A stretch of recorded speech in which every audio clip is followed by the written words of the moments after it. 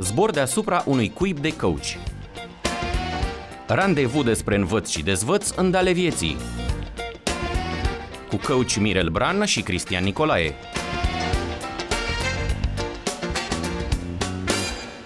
A venit ora să zburăm puțin. Vă aflați la o ediție specială a emisiunii Zbor deasupra unui cuib de coach. Sunt Mirel Bran, sunt coach și vă povestesc despre coaching.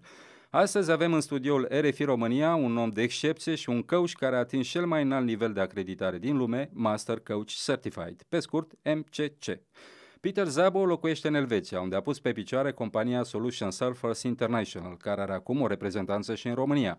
Este un adept al coachingului orientat către soluții mai mult decât către probleme.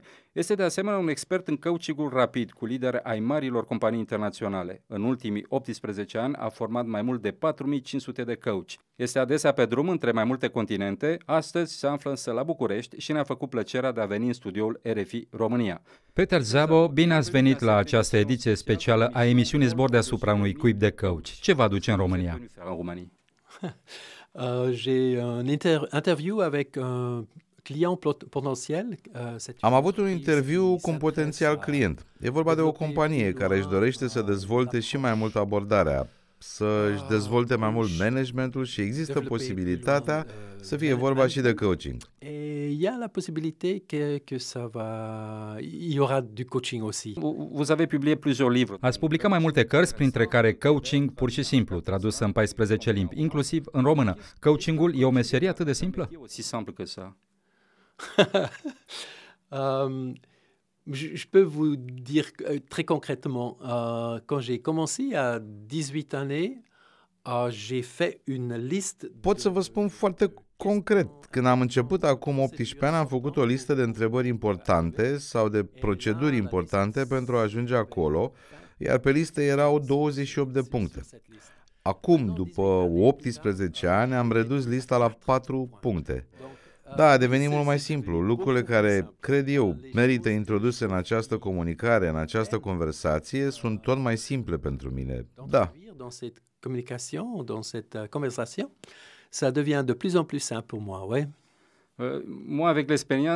Eu, din experiența mea și vorbesc din punctul meu de vedere, am constatat că cel mai complicat lucru în viață e să simplifici. Ați avut nevoie de mult timp ca să treceți de la 28 de puncte la 4, care înseamnă adevăratul coaching? Le temps est peut-être l'expérience d'être bien attentif. Timpul și poate experiența. Am fost foarte atent la toate întrebările pe care le pun, la tot ceea ce fac. Ce devine cel mai important, cel mai folositor pentru client și după mai multe experiențe încep să-ți dai seama că da, sunt mereu același lucruri care par să aibă cel mai mare efect pozitiv asupra oamenilor. Așadar le păstrezi pe acelea și renunți la celelalte. Da. Alors on reste avec ceux-là et on laisse tomber les autres, ouais. Afirmați adesea că orientarea prioritară în coaching trebuie să fie către soluție, nu către problema clientului. Cum faceți când vă aflați în fața clientului? Ce îi spuneți de fapt? Bon, on a l'habitude comme des êtres humains. Noi toți avem obiceiul să vorbim despre probleme și în mod normal, dacă oamenii vin să mă vadă, ei vin să mă vadă pentru a-mi explica problema care i-a blocat. Așadar, sunt obișnuit. E ceva normal, nu e nicio problemă. În cazul acesta, în România veți găsi mulți clienți, pentru că așa fac românii, vorbesc doar despre problemele lor. C'est rigolo ce que vous dites, parce que je fais assez... E amuzant ce spuneți, pentru că eu călătoresc destul de mult, lucrez în Asia, în Statele Unite, în multe țări. Și peste tot mi se spune același lucru. Dacă veniți acum în Coreea, e locul ideal. Noi chiar avem multe probleme. Așadar, nu doar în România e așa, peste tot e cam la fel. Donc, c'est pas seulement la Romandie, c'est partout, hein, un peu la même chose. Oui. Et c'est bon pour notre métier. E un lucru bun pentru meseria noastră, pentru că oamenii se hotărăsc de obicei să mă vadă atunci când au impresia că nu vor reuși să se descurce singuri. 7. Nu cred, e mai degrabă o pasiune. Zbor deasupra unui cuib de coach, cu Mirel Bran și Cristian Nicolae. Votre société de coaching s'appelle... Firma dumneavoastră de coaching se numește Solution Surfers. Ar trebui să înțelegem că un coach e un soi de surfer? Non, je pense pas. Non. C'est plutôt une... Nu cred. E mai degrabă o pasiune particulară. Când am împlinit 50 de ani, am descoperit brusc că nu e prea târziu pentru a mă apuca de surfing. Pour faire le surfing. Et c'est génial comme expérience. E o experiență nemaipomenită și nu e rău nici ca analogie pentru conversațiile pe care le port cu clienții mei, fiindcă în valuri, practica e să nu faci prea multe eforturi. Dans les vagues, le pratique c'est qu'il faut pas. Când ai ajuns pe val și el te duce spre plaje, o forță naturală te face să avansezi. În principiu, asta căutăm și în aceste conversații de coaching, să găsim în client o forță naturală pentru a avansa. Et en principe, c'est ça ce qu'on cherche dans ces conversations de coaching aussi. Și apoi, odată găsită forța, s-a rezolvat. Clientul merge singur mai departe. Une fois que c'est trouvé, c'est fait, hein? Le client continue après tout ça. Frumoasă imagine. Te gândești că da, există o energie care poate fi folosită. De fapt, noi nu trebuie să facem eforturi prea mari. Trebuie să fii inteligent și să găsești poziția favorabilă pe val pentru a putea capta acea energie. Poziția sur une vague pour qu'on puisse capter cette énergie-là. Tout à fait. Exact, da. Parlons un peu business. Oui. Să vorbim puțin despre partea de business. Printre tinerii care ne ascultă, poate că sunt câțiva care vor să urmeze o formare de coach și să trăiască din această meserie. Coachingul poate fi o afacere rentabilă? Meseria aceasta îți permite să trăiești decent într-o lume în care viața de zi cu zi e tot mai scumpă? J'aimerais être très honnête et très clair. On a des recherches qu'on fait tous les années dans tous les... Mi-ar plăcea să fiu foarte onest și foarte clar. Facem studii în fiecare an în toate țările în care există coach și cifra de afaceri obținută prin coaching din ultimii 15 ani e constantă. De fiecare dată se învârte în jur de 20-25% din venitul pe care cineva din coaching îl obține efectiv numai prin coaching. Așadar, coachingul singur nu îi va întreține familia, viața, pentru cei mai mulți. În Elveția am format aproximativ 3.000 de coach. Aș spune că 5 dintre ei trăiesc doar din coaching. Toți ceilalți... 3.000 coach, et je dirais il y a 5 qui vivent du coaching tout seul. 5 coach din 3.000, nu e prea încurajator. C'est pas très encourageant. Non, mais c'est réaliste. Hein? J'ai dit, hein, je voulais être... Nu, dar asta e realitatea. V-am spus că îmi doresc să fiu onest. Așadar, se întâmplă rar. E mai degrabă o combinație de lucruri, faci formare sau faci poate jurnalism și coaching, faci sport și coaching, sunt multe combinații. Faci pregătire de manager și coaching, deci în combinație, da, dar numai coaching, foarte rar. Donc combiné, oui, mais tout seul, c'est rare. Hein? Vous êtes un MCC, c'est-à-dire un Master Coach. Sunteți un MCC, adică un Master Coach Certified, acreditat de Federația Internațională de Coaching din Statele Unite ale Americii. Le vom spune ascultătorilor noștri că această fundație americană e un soi de meca a coachilor. Este organizația care eliberează certificatele cele mai râvnite din această meserie. În România nu există deocamdată niciun coach acreditat la nivel Master Coach Certified. Dar ce este de fapt un Master Coach Certified?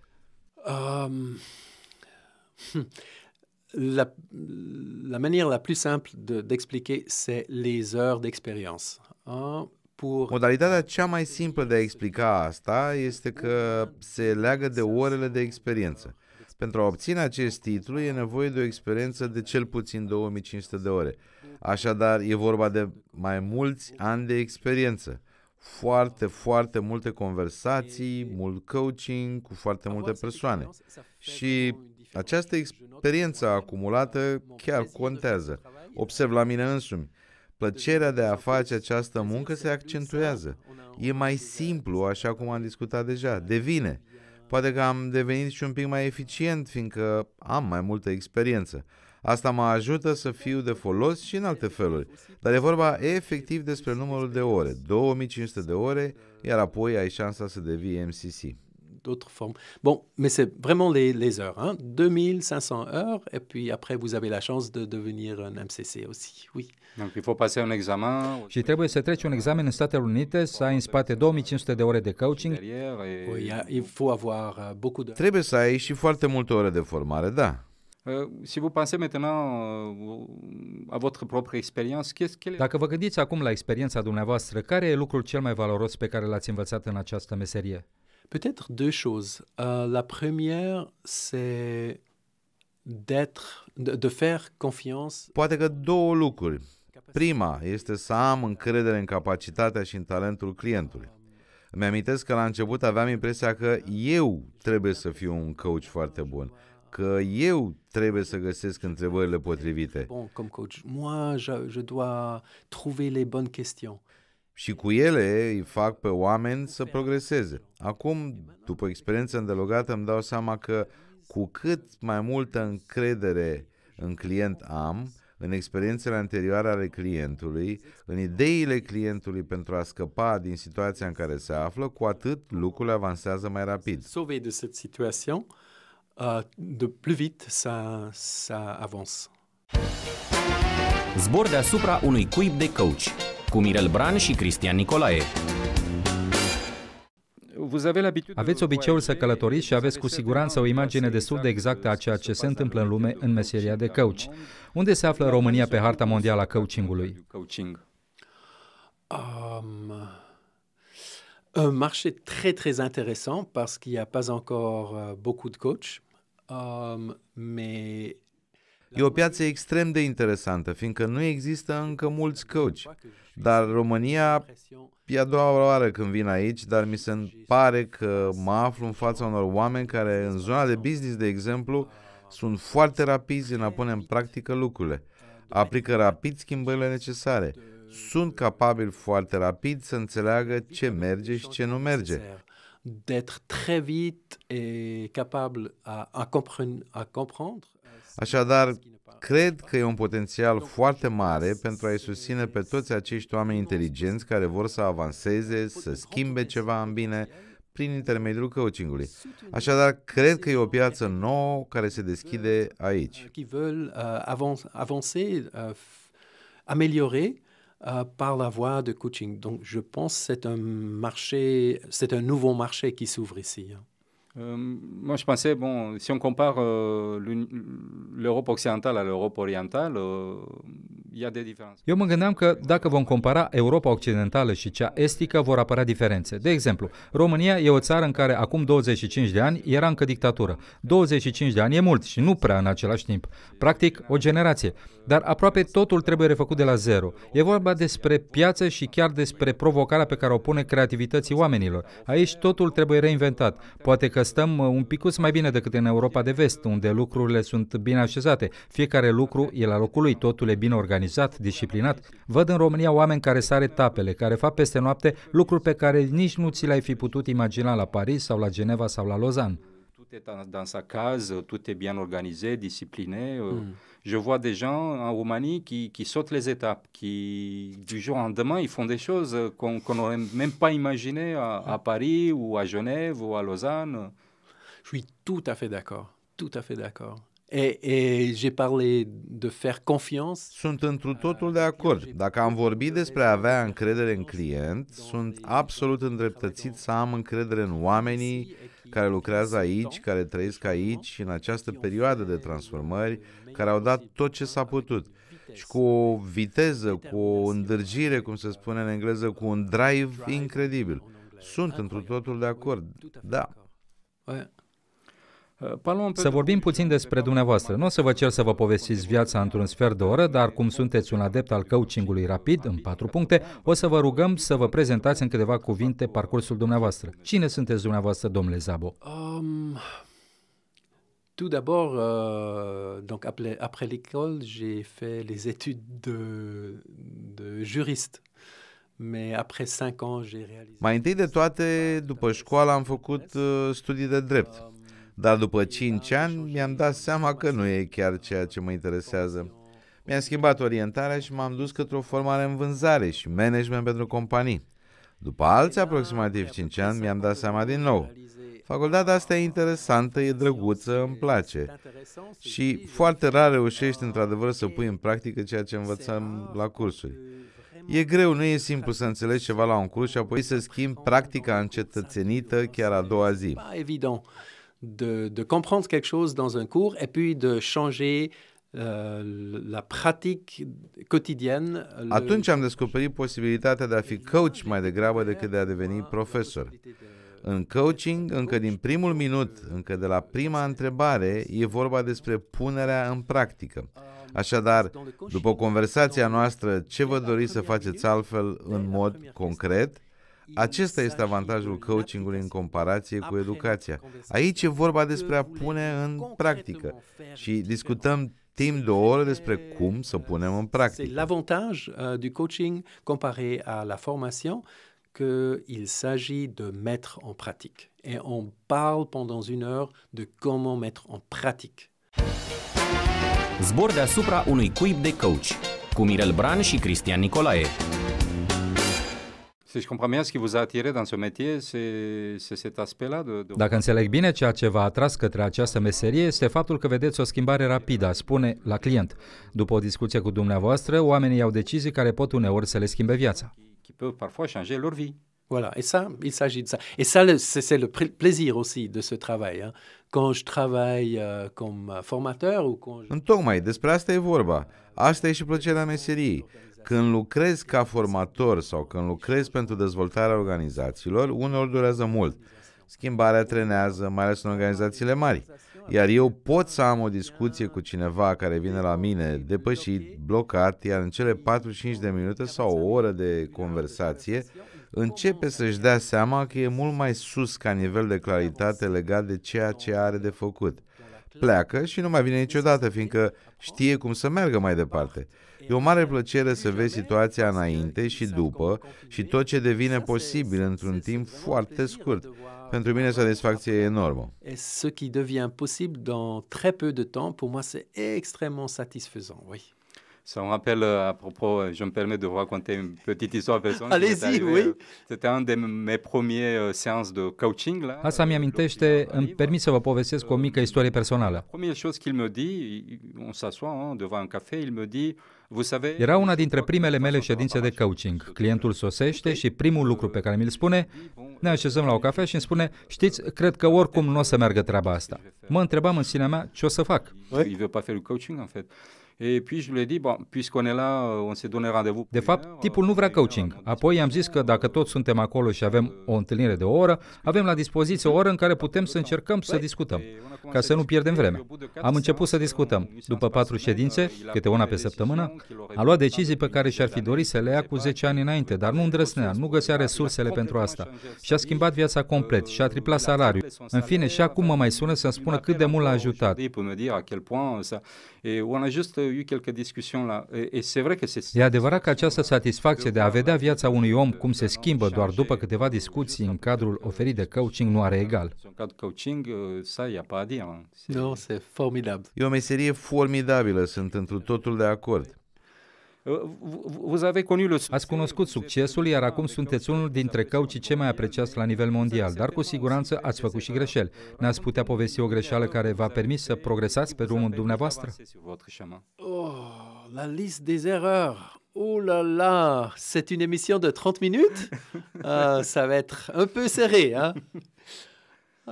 Erreur. Maintenant, je pourrais dire... Lista greșelilor? Vai, emisiunea durează 30 de minute? Nu sunt sigur că va fi de ajuns. O greșeală... Aș putea spune că a trecut mult timp de la ultima greșeală, dar nu. Poate că... seamănă puțin cu povestea pe care ne-a spus-o mai devreme. Clientul vine și declară că nu o să meargă, iar dumneavoastră vă întrebați ce vă faceți. Je peux maintenant, même après probablement 10 000 heures d'expérience, je peux dire que je vais être bloqué. Eu nu cred că există greșeli.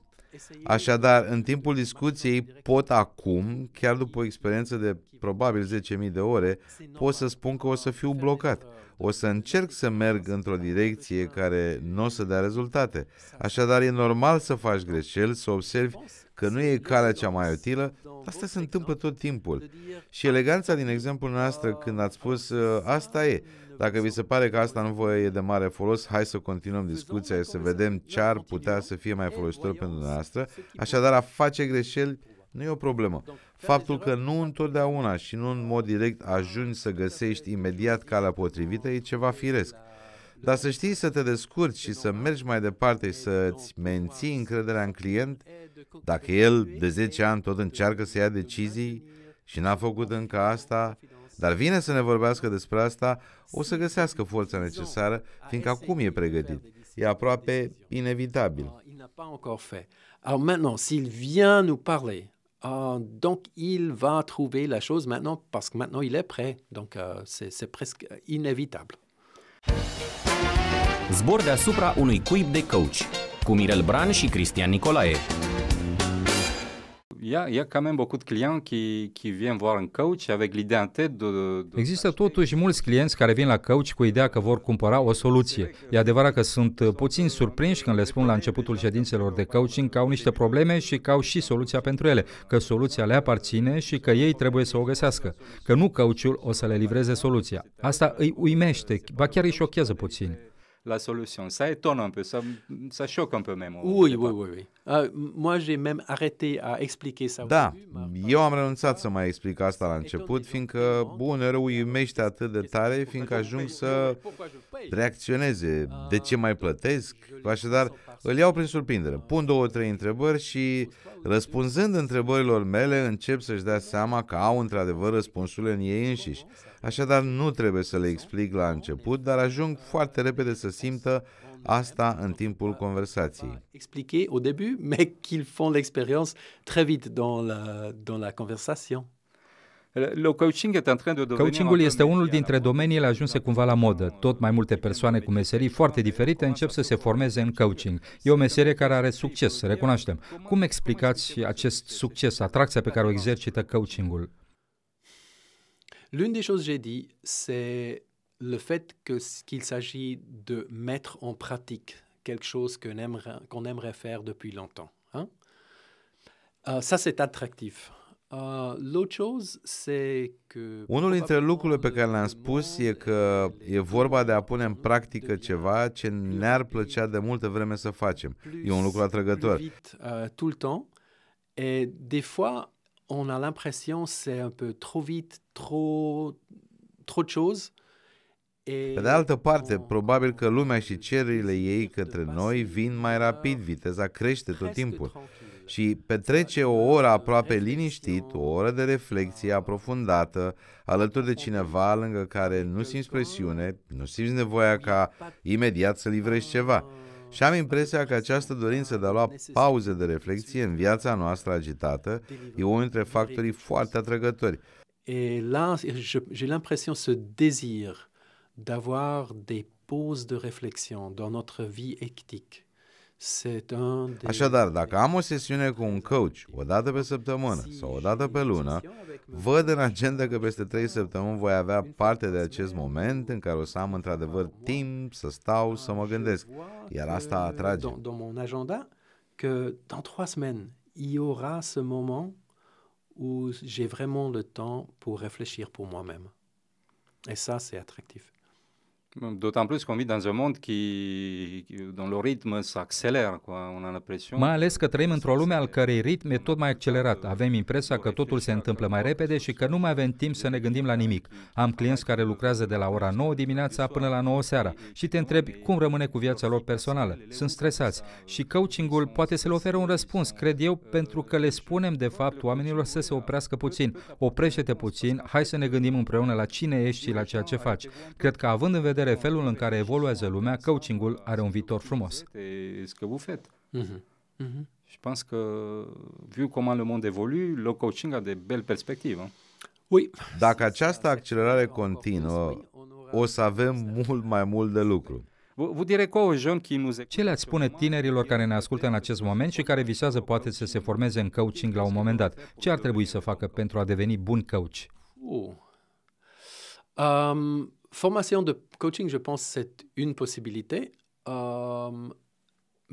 mais et c'est bon pour... Formarea de coaching e o posibilitate, cred eu, și e utilă pentru a-ți face o idee, îți oferă câteva unelte, dar cred că mult mai importantă e experiența de a fi tu însuți clientul unui coach.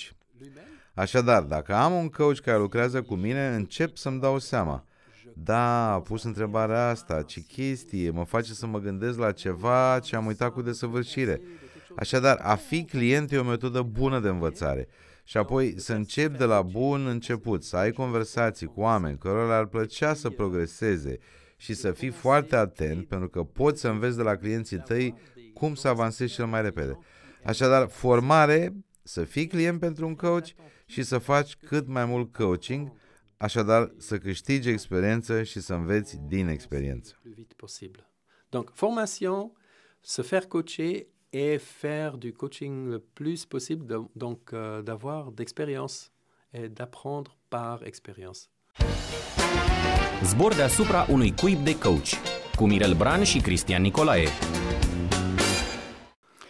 Care e secretul coachingului? După părerea dumneavoastră, care sunt calitățile indispensabile ale unui coach? Când se spune, el e un coach bun, ce calități trebuie să avem pentru a fi coach bun? J'ai mentionné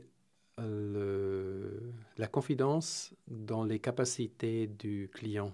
Et là, je pense que c'est vraiment la chose qui fait la plus grande différence. Am pomenit încrederea în capacitățile clientului. Cred că acesta e lucrul care contează cel mai mult. E simplu. Dacă nu am încrederea aceasta, o să încep să fac propuneri. Încercați asta, vedeți dincolo. Eu știu că lucrul ăsta merge. De ce nu faceți și așa? E în regulă să procedezi așa când suntem prieteni, avem asemenea conversații. Dar dacă ești coach și ai mai multă încredere în capacitatea celuilalt decât în soluțiile tale, începi să pui întrebări în loc să le propui ceva. Și aici se vede adevărata calitatea unui coach bun. Dans la capacité de l'autre que dans mes propres solutions, je commence à poser des questions à la place de leur proposer quelque chose. Așadar, e cineva care se simte în largul lui când își dă seama că un client e absolut capabil să meargă mai departe singur. De réaliser que son client est très bien capable d'aller plus loin tout seul.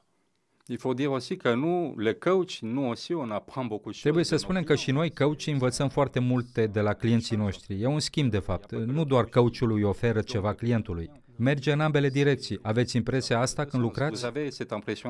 Oui, c'est une des beautés de notre métier, je pense. Oui. Da, e una dintre frumusețile meseriei noastre, aș spune. Intri în conversație cu niște oameni care fac progrese și apoi te duci acasă și îți dai seama că e mare lucru că un client a găsit singur ceva ce mi se pare impresionant și aș putea să fac și eu. Que je trouve impressionnant et que je pouvais faire moi-même aussi. Ouais. La sfârșitul acestei emisiuni le punem invitațiilor aceeași întrebare. Ce sfat le-ați da celor care ne ascultă în acest moment? Le conseil. Peut-être de découvrir dans quelle mesure vous êtes déjà... Sfatul. Eventual să descoperiți în ce măsură sunteți deja coach. Poate că nu scrie asta pe cartea voastră de vizită, dar aveți această experiență a oamenilor care vă caută, care vin spre voi când îi sicrie ceva. Poate că o să vă dați seama că atunci când oamenii vin la voi, aveți deja capacități și posibilități să fiți de folos pur și simplu ascultând, pur și simplu luându-i în serios, pur și simplu făcându-i să se simtă mai în largul lor, într-un fel sau altul. Așadar, sfatul meu este să fiți atenți la capacitatea voastră deja prezentă, naturală, de a fi coach. Capacité existante déjà naturelle d'être un coach. Peter, vă mulțumim că ați fost cu noi și ne-ați dat prilejul să descoperim coachingul cu un maestru. Dragi ascultători, l-ați ascultat pe elvețianul Peter Szabo, fondator al școlii Solution Surfers, care are o reprezentată și în România. Vă aștept vinerea viitoare de la 1:30 la 2 pentru o nouă întâlnire la zbor deasupra unui cuib de coach. Să auzim de bine și opriți-vă puțin ca să aflați unde mergeți. Randevu despre învăț și dezvăț în ale vieții. Zbor deasupra unui cuib de coach cu Mirel Bran și Cristian Nicolae la RFI România.